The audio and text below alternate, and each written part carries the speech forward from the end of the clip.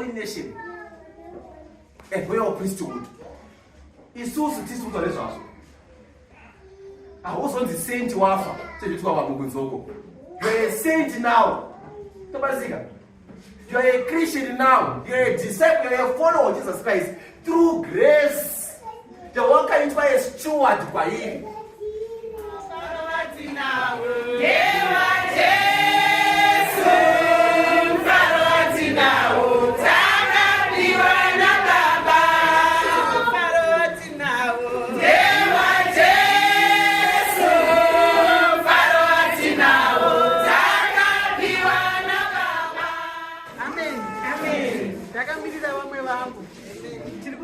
Mfungeni mfaro watinawo ndokuti kubereka kauya zenu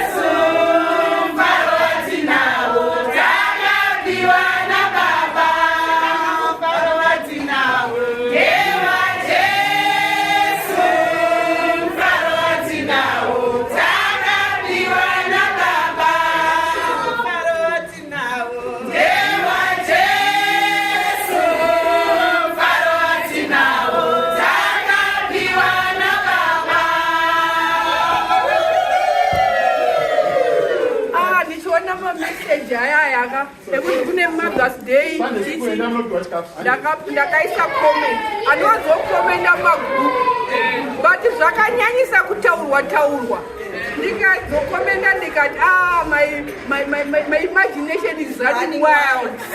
Now you have run over my imagination. Nombofungira zvakadai.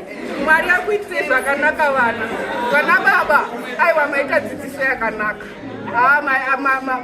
Makunda pese pandaifunga anombofunga kusvika ikoko.